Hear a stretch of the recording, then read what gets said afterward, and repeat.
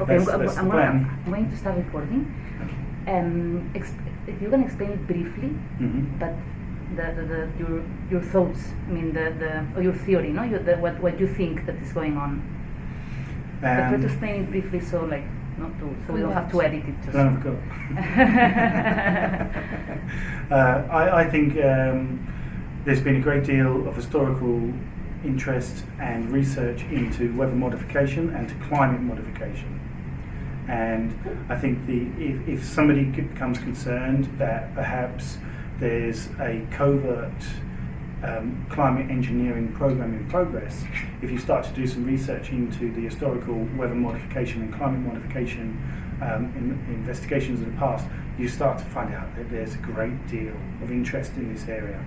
And fortunately, with some of the older historical documents, there's a lot of information that we can build a picture with.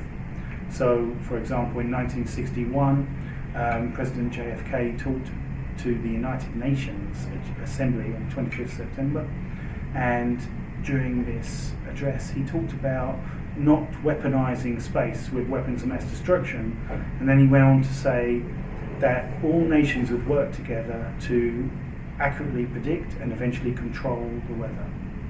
So in 1961 there was a government announcement, if you like, to the United Nations that all nations would work together to control the weather. Now, obviously this would be very controversial for many people, because who are the winners and losers?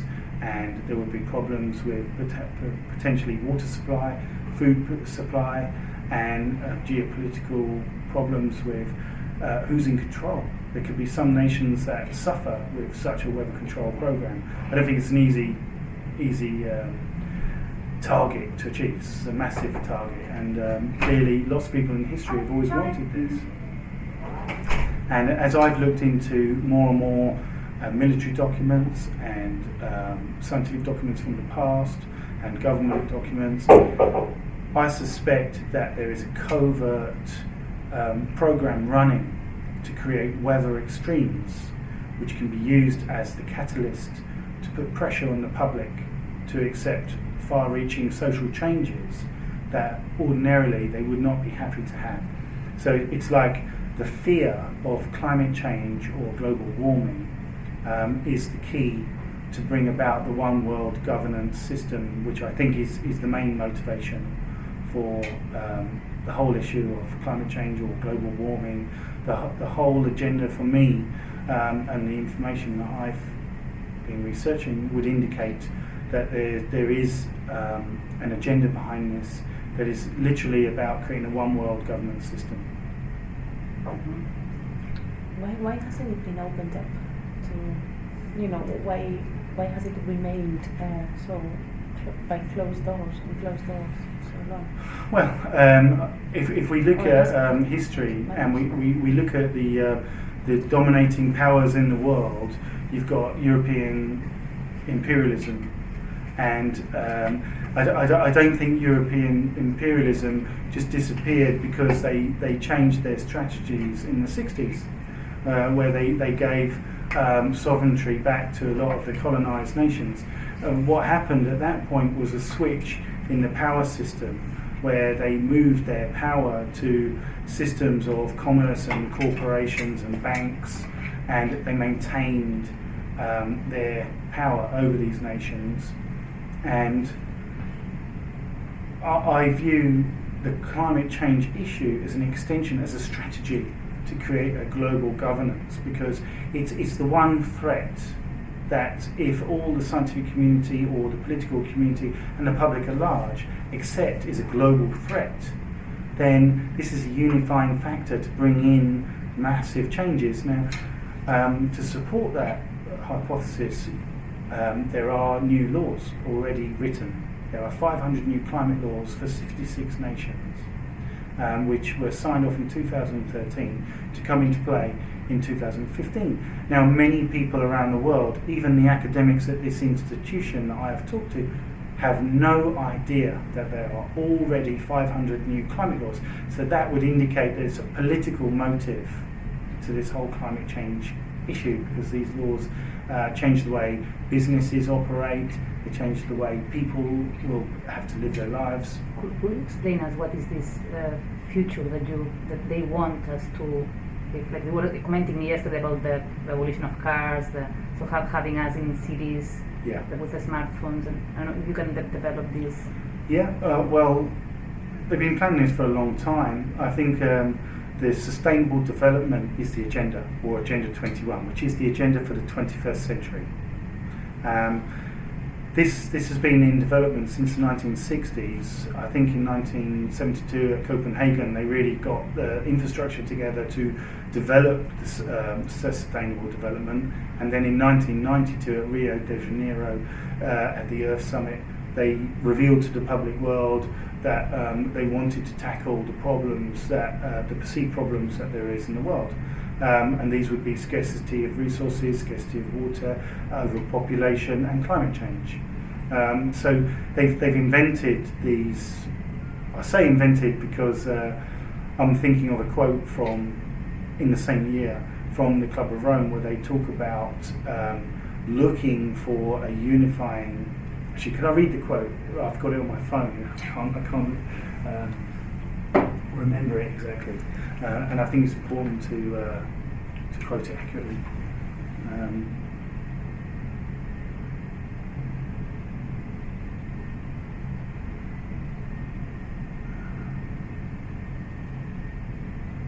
So let's see what it is. So where are you from originally? Well, my parents are from Scotland, but I was born in Brighton in England. Okay. I travel around the world. Why do you live in France? How come you landed in France? Kind of by accident, really. I think actually I was drawn there. I was living in Australia and I wanted to buy a bit of land to grow my own food and be self-sufficient. That was my goal. And it was too expensive in Australia. It wasn't... the story they sell you on television is not what it's like in Australia. It's just completely corporate dominated. It's not what I thought it was.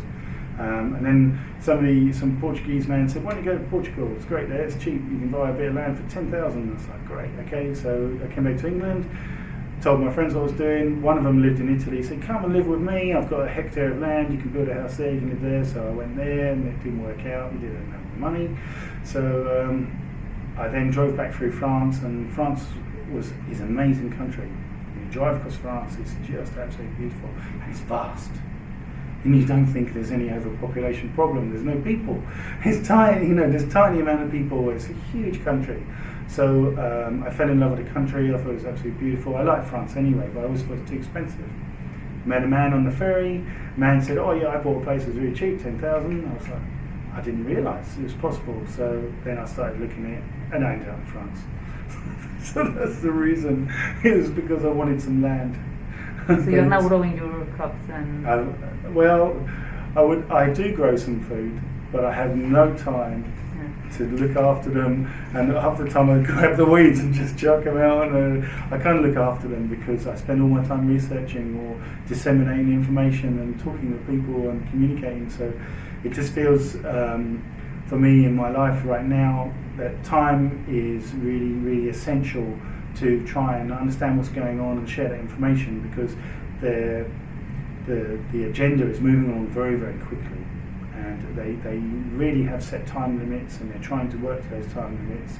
And I guess I found myself in a situation where I've learned a lot of information about it, and people are looking for someone to share that information, so I'm sort of filling a role. It's not what I want to do, actually. I want to get back to my land, but it just seems it's the most important thing. How do you finance your research and... Well, it's difficult. I've had to sacrifice a lot of work because people are uncomfortable hearing about the information I want to share, and I painted up my van. I have a van, and I've painted up the van with lots of images about chemtrails, and all the information is like a rolling encyclopedia. And so when I turn up with a recommendation for work, people see the van and they say, oh no, we don't want you. So it's difficult. But occasionally I still get some work from time to time, and my wife, she works part-time jobs, and we just about survive. That's about it, really. We really, sometimes we make sacrifices, and we just go without things. We don't care. Not consumers. Okay, yeah. So the quote I think is really important, especially to this conference. But he puts in picture the whole agenda.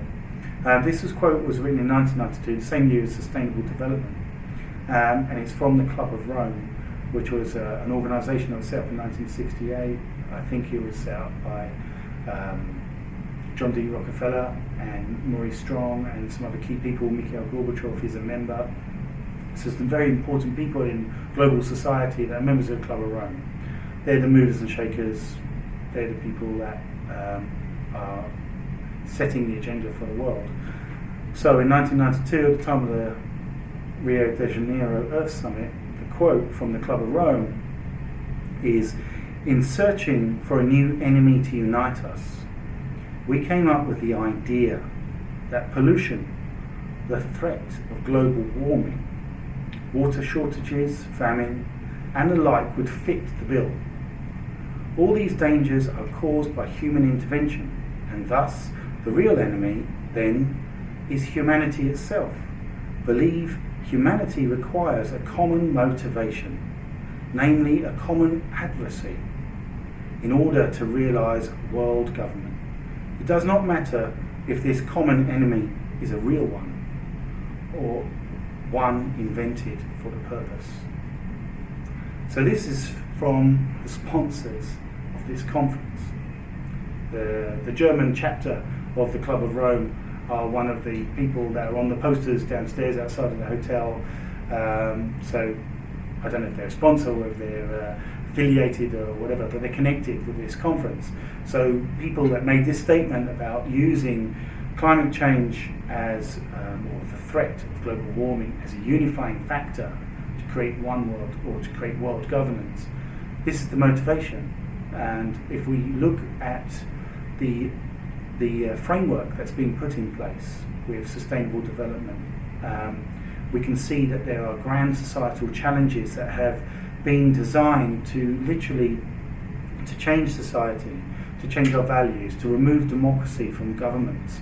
We're moving into a situation where different regions of the world are getting different government systems, like the European Union now with the Lisbon Treaty means that each individual nation of the European Union has lost its sovereignty, and the European Commission decides what happens for the whole of Europe, which is very contentious because most people within Europe don't understand the true depth of the Lisbon Treaty.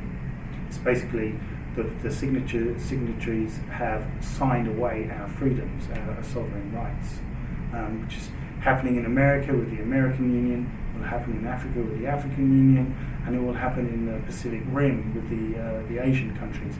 So what you're seeing is bloc politics taking place, and then naturally the next step is to have the United Nations setting the agendas for each of these blocs. And this is in the Sustainable Development Agenda. They want to implement sustainable development globally at a local level. So basically everyone's going to have to apply the rules that they're setting, which has not been arrived by any general consensus, has not been voted on. This is an agenda being set by the United Nations. Well, at least they're the framework that this Sustainable Development Agenda is being used, the vehicle all around the world. But you believe there is no global warming? Personally, when I look into the history of the various periods of warming and cooling on our planet, and we look at them on a graph, see there's a lot of variability and there's cycles going on. And if we look to the medieval warm period, it's quite clear that historically we can assess without any doubt that there was a various warming periods, but the medieval warm period lasted about 400 years. And during this period, there were people living in Greenland. The Vikings were there, and they built up a society. And unfortunately, as the weather changed, as a little ice age came in at the end of the warm period, their trees that they were using for firewood stopped growing, their crops started to fail, and they used to grow their own barley to make beer, which archaeologists have been Scandinavian archaeologists have been doing tests and digs, and they found lots of evidence to prove that the society was self-sufficient, didn't just rely on the imports from visiting ships. So clearly there was a warming period, and following that you had the Little Ice Age, where you had ice fairs on the Thames in England, and that doesn't happen anymore, of course. So it was quite cold, and then you had a series of volcano eruptions, and these were quite devastating. And really, we didn't start coming out of this cold period until the middle of the 19th century. So if you think about that, it's only 150 years ago, and if you think about the cycles of the warm periods and the cold periods, it's a natural variance that we should be having some sort of a warming period now. I don't believe that CO2 necessarily is the driver of climate. I think that's been suggested. I think there have been some tests. I don't think it's sufficiently tested to prove it. I'm not a scientist, or I wouldn't say I'm an academic. I'm just an ordinary person who's taken the time to do research. If we look to the ice core samples from Vostok in Antarctica, they have done ice core samples, and in these samples they've done tests for bubbles in the ice to try and establish what the CO2 levels were and what the temperature was. And in their graphs they show there is a correlation between temperature and CO2, but what they establish is that the CO2 actually follows temperature with an 800-year lag. So from that particular investigation, it's not indicative that CO2 is actually a driver of climate. And I've also become aware that it depends on what data you use for the modelling. If we look to raw data, I distinguish the difference between raw data and homogenised data. Homogenised data being the data taken cherry-picked from various sources that would suit the models, whereas raw data is literally the hard data that's been recorded on the ground or wherever the information's come from. If we look to the raw data, even using something like the US EPA graphs, in their data, the EPA, they say the warmest decade of the 20th century was in the 1930s. So this is before the massive increases of CO2.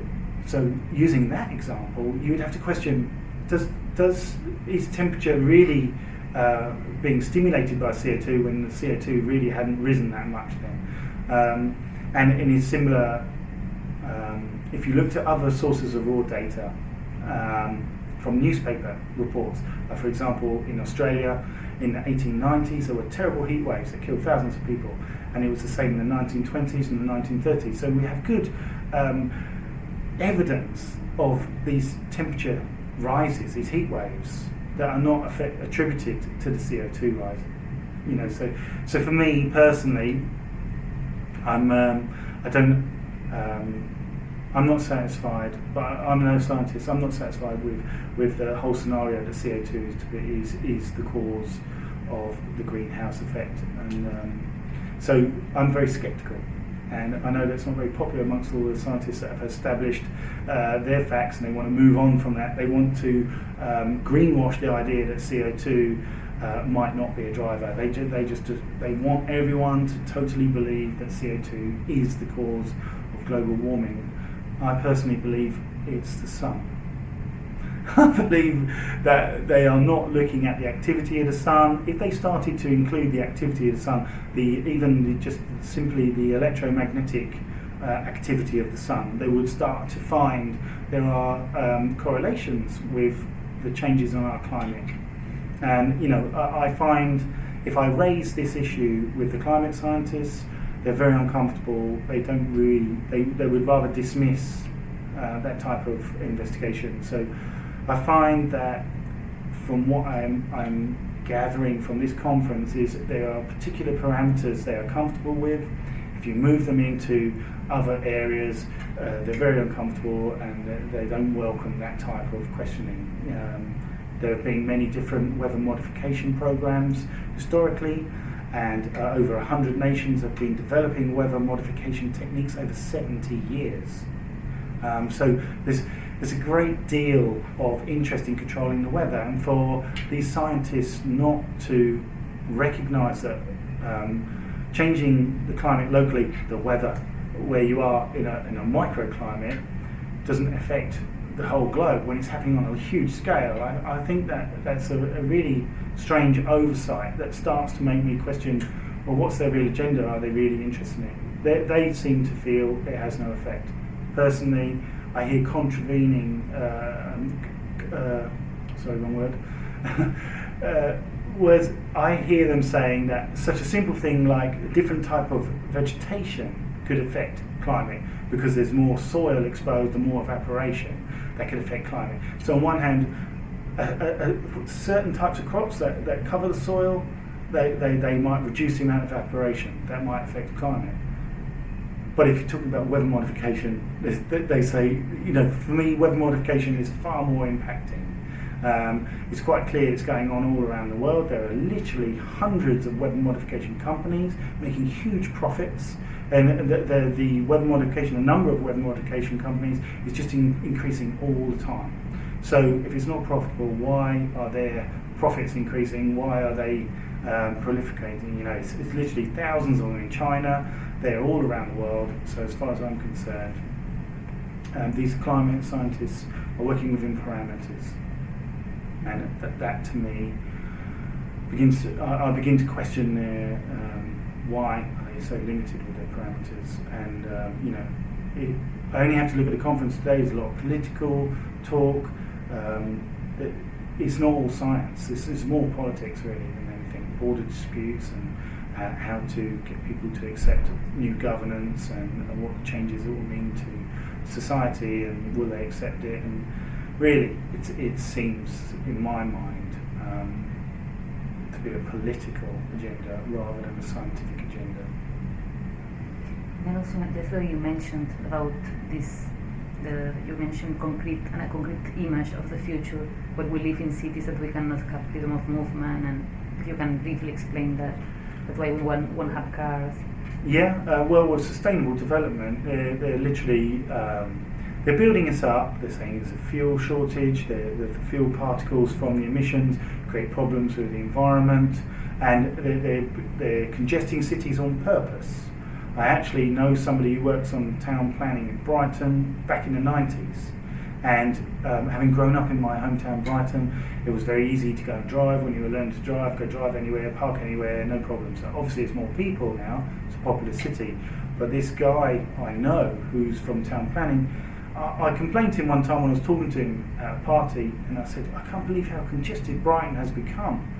And he admitted to me that they had a mandate to purposely congest Brighton. He said to me the reason was to encourage people to use public transport.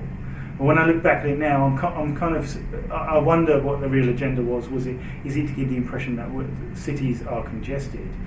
Because they're trying to say overpopulation is a problem. Now the reason I bring that up is because overpopulation is one of their agendas, to try and convince people it's a problem. Now, which I don't believe. If you just drive across from France to here, you realise in wide open spaces, no way we are overpopulated. It's a myth.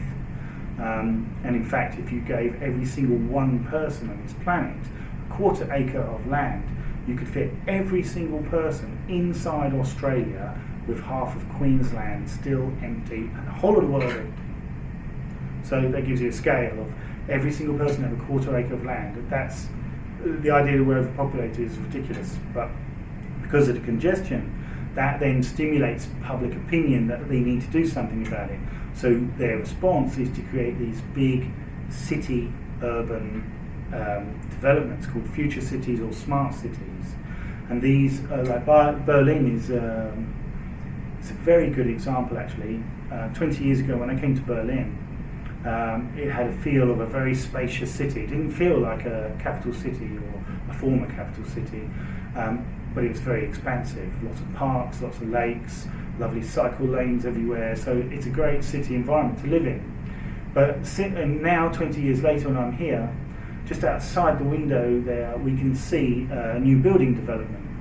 Now, I've been told that those particular flats, there are 4,000 units being built there. in a small space that's not much more than 5 football pitches.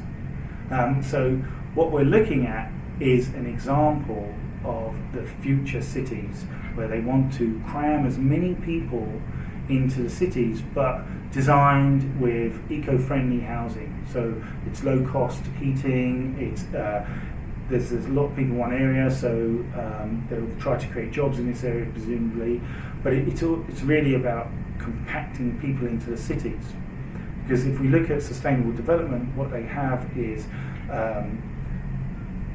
new ways for society to live. They want everyone living in cities. It's easy to control. It's from their point of view, they say, well, it's easier to supply services. It's easier to supply the resources. It's much more efficient to have people living in huge blocks of buildings because heating is cheaper. Energy costs can be reduced. So this is the drive: is to say, oh, there's such a problem with renewable, with non-renewable energy, fossil fuels, that their solutions are to put people into big cities with condensed, high population living, high density population living. So this is very well documented. This is it's not speculation. Anyone can download the Agenda 21 Sustainable Development document from the United Nations. It's freely available, and if you read into this, you will find it's quite a large document. But and of course there are many more documents that come out since that, because that was 1992. You will find that they are talking openly about creating these city areas and reducing activity out in the countryside. They want the countryside to be rewilded. Mm-hmm. They want to make the countryside out of bounds to city people, and to let nature take over again, become a great big theme park for the elites, so that they can go hunting or whatever they want to do, and restrict humanity. And the truth is, they have big plans in place, using in Europe plans like Horizon 2020, where this is a plan to bring about a technological revolution that is linked with sustainable development, that is really about changing society, removing cash, bringing this to an electronic money system so that everything will be monitored, everything you do will be monitored, tax will be instantly taken off. When you drive your car, you'll be taxed per mile, but the money will just come out of your account immediately. You'll be, when you walk into a shop, there will be no one there on the till because everything will have an RFID tag on it. When you walk around, you can put everything you want in your shopping basket. When you leave, you don't have to pay because it's already been scanned, and you've got your chip on you, and so it's just automatically taken out. Now, this is not a forecast. This is in their plans. This is what they want. So this is a way to monitor and control society. They can monitor your foods with the SMART system. SMART means self-monitoring, analysing and reporting technology. Now in their documentation they talk about using smart meters, so they want to monitor how much electricity you're using, how much water you're using, how much gas you're using, and they will then recommend to you that you're using too much water, you're using too much electricity, or even it will be possible to just limit the amount you're getting. So it's like policing your use of the available resources. And when you live in a city environment, you won't be able to say, oh well, in my garden I want to have a little solar farm so I can be independent. Because the idea is when you get everyone living in a city zone, they won't have that big garden, but they'll be given a nice big park for everyone to share. But you won't be able to put your solar panels in there, or maybe the building will have solar panels, and then you'll get taxed on your solar use, like they do in Spain. There is a tax on solar panel use. So basically this is literally about controlling society. It's about limiting your activities within this sustainable development criteria, because they say we potentially are a threat to this planet. And ultimately it's literally about enslaving the people of the planet by bringing about these massive societal challenges, these changes, and bringing in such new laws and such new constraints in the way we live. Your choices, your freedom, your sense of freedom will be eroded. You will just live in an indoctrinated future. And unfortunately, these types of agendas, sustainable development, is already being taught to our children in schools. They're already being indoctrinated with this type of propaganda from these very well thought out and very extensive plans. Okay, and now to finish, just if you can very briefly introduce yourself and explain a little bit your background or your motivation or your... Okay. My own background is I was in the British military for a couple of years, and then I didn't like the military anymore, so I left. So I started to understand what the government was like, and I started to have a changed opinion. In my mind, I started to wake up what was happening in the world. So I've always been concerned what's going on, kept an eye on what's happening, but living my life. And I guess there's so much happening in the world that I couldn't ignore it anymore. And so I kind of put my life on hold. I have a renovation project which I was intending to work and rebuild some houses in France, and now they're falling down and the grass is growing long, and I've just left it all because what I found out about what's happening in the world and how fast the agenda is moving. I've tried to contact politicians in the UK. I've talked to different organisations, and I've started to realise that there are many barriers put in place. It's very difficult to talk to people in authority. It's very difficult to communicate with them, especially at length. So I realised I had to find out information for myself. There's a lot of disinformation out there, there's a lot of distractions, there's a lot of problems to find the truth.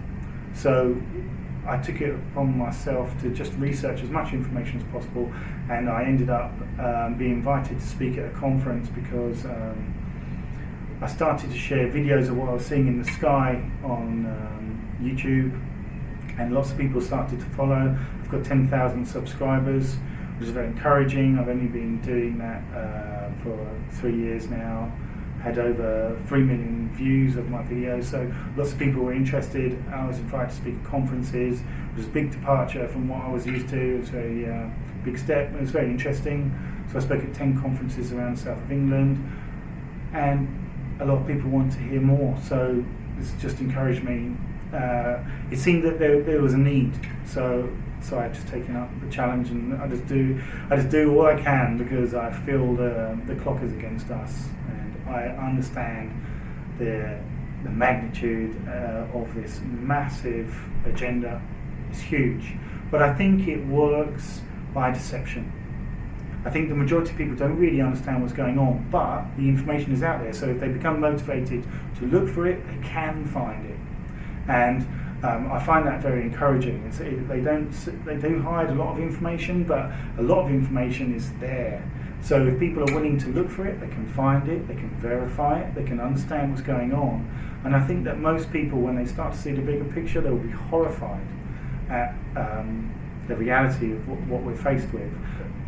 But once the deception has been removed, because we start to learn what's happening, I think the majority of people in the world will be outraged and will be demanding change.